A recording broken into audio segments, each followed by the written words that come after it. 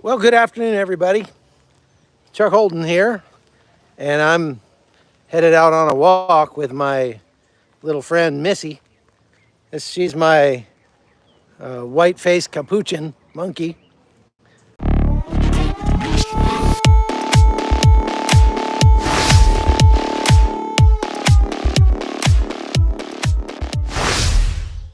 I wanted to come on and talk about a few things.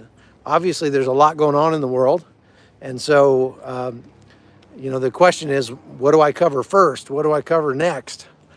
And what's most important? Now, I did a poll on my locals page over at chuckholton.com, and most of the majority of people said they would like to see me do more work covering Israel, the Israel war. And that is certainly worth covering. There's a whole lot going on over there.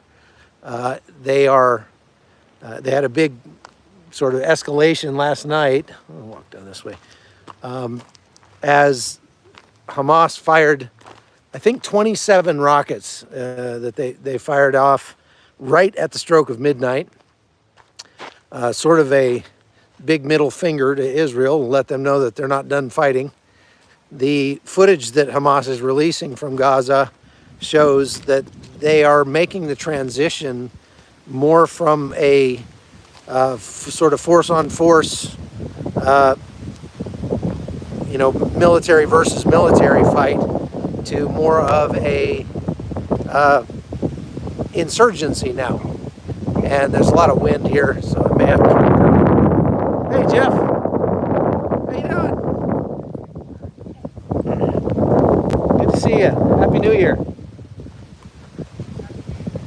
So we're looking at more of an insurgency now.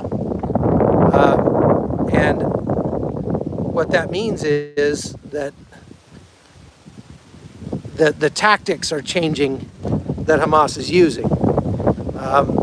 They've always used sort of guerrilla tactics ever since the beginning of the war, but now they're resorting more to, rather than sending soldiers out to fight with the IDF, which is still happening, but just not as much, they're resorting more to the use of IEDs. And IEDs come in many forms. If you learned anything from the wars in Iraq and Afghanistan, it's that just about anything can be made into an IED, even a carcass of a dead horse, or an old donkey cart, or a kid's backpack, or a house, anything. And so the Hamas fighters are now resorting more to these different kinds of IEDs. Now, you can group IEDs into like 2 or 3 different categories. One would be command detonated. That is, they have an actual wire that runs from the IED to the user. And when the enemy is in the kill zone, you push the button and it blows up. That kind of IED is good for avoiding like jamming signals and that sort of thing, because hardwired detonator can't be jammed.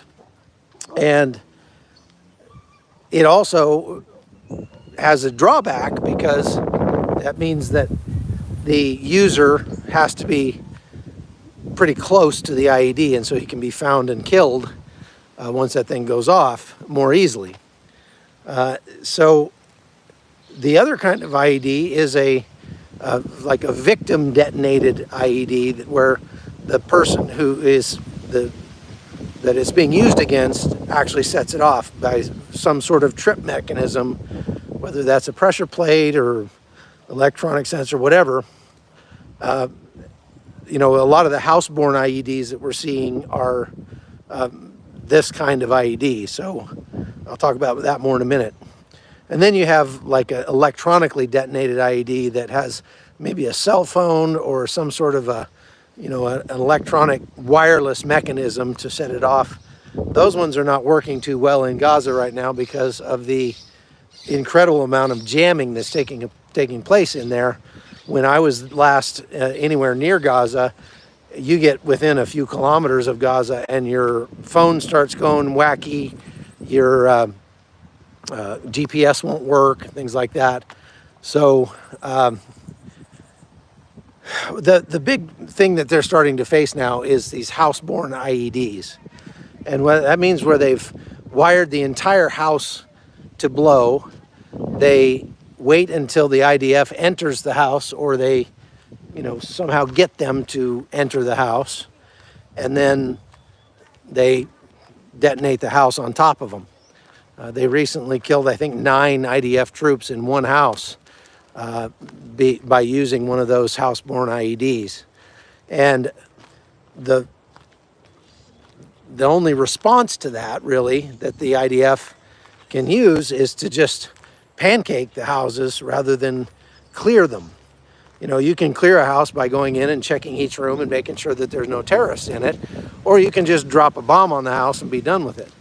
And the IDF is going to have to opt for that second method more often now because of the use of these house-borne IEDs. The other thing is, it bears pointing out, is that Hamas, in their videos that they put out, as far as recruiting videos and their sizzle reels and that sort of thing, Hamas is always wearing a uniform. Their fighters are dressed up with camouflage, and they've got plate carriers and American-style weapons.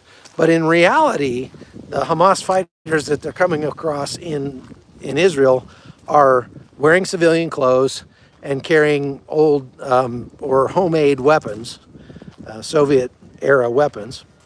And so that makes it very, very difficult, because if you're engaging in IED warfare, then you're not carrying around a weapon per se. You're just wearing civilian clothes. You're just a guy, and you're sitting by the side of the road, and you wait till you see the IDF go driving by, and you push a button, and the IDF gets vaporized, and then you get up and just walk over, walk around and, no, I'm a civilian, wearing civilian clothes.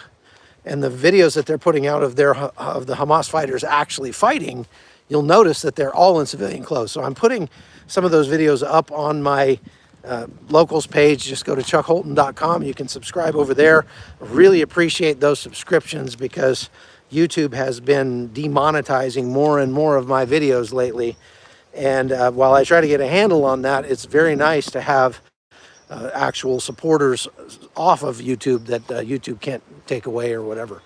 We've heard from a lot of people that have subscribed to my YouTube channel that they're being unsubscribed automatically and over again. I don't know what that's all about, but it is nice to have another medium that we can go to, and I can put up videos that would get me canceled on YouTube, but I can show you what's really happening on the ground over there. And so please go, and if you haven't yet, go and subscribe over on YouTube. On my locals page, chuckholton.locals.com, or just chuckholton.com. Takes you to the same place.